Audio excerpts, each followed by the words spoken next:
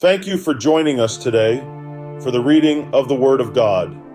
There was a Benjamite, a man of standing, whose name was Kish, son of Abiel, the son of Zeror, the son of Bechorath, the son of Aphiah of Benjamin. Kish had a son named Saul, as handsome a young man as could be found anywhere in Israel, and he was a head taller than anyone else.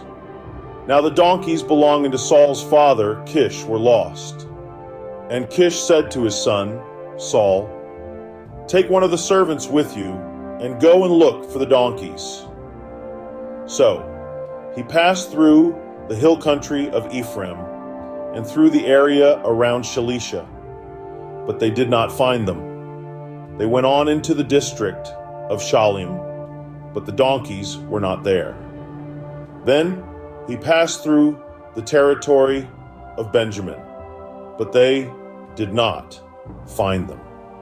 When they reached the district of Zuph, Saul said to the servant who was with him, "Come, let's go back, or my father will stop thinking about the donkeys and start worrying about us."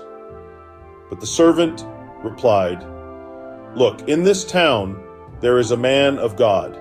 He is highly respected, and everything he says comes true. Let's go there now.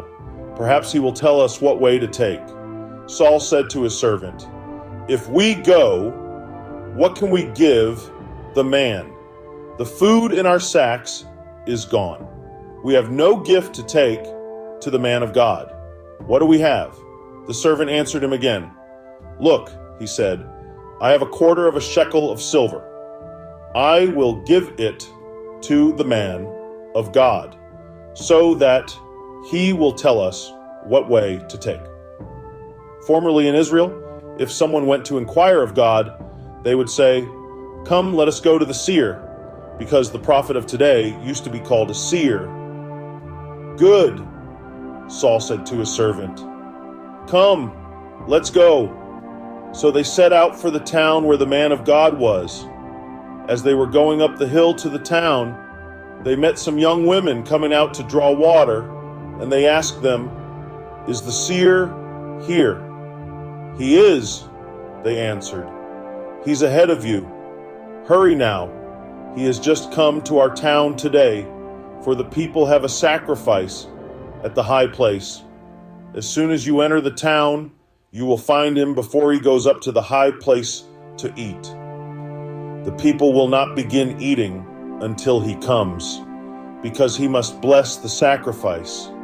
Afterward, those who are invited will eat. Go up now. You should find him about this time." They went up to the town, and as they were entering it, there was Samuel coming toward them on his way up to the high place. Now the day before Saul came, the Lord had revealed this to Samuel.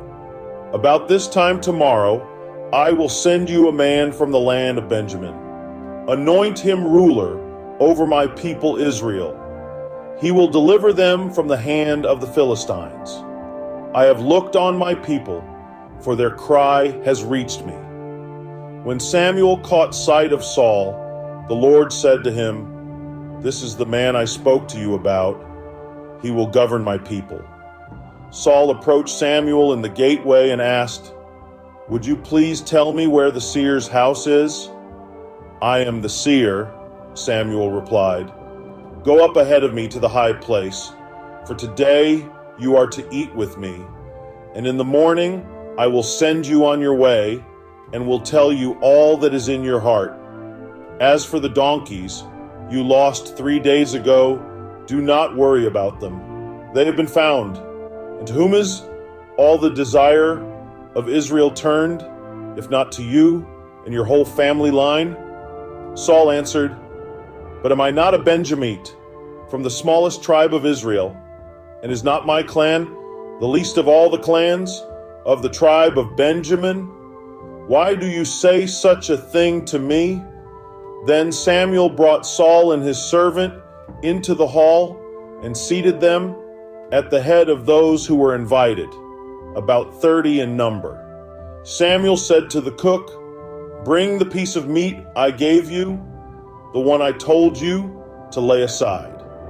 So the cook took up the thigh with what was on it and set it in front of Saul.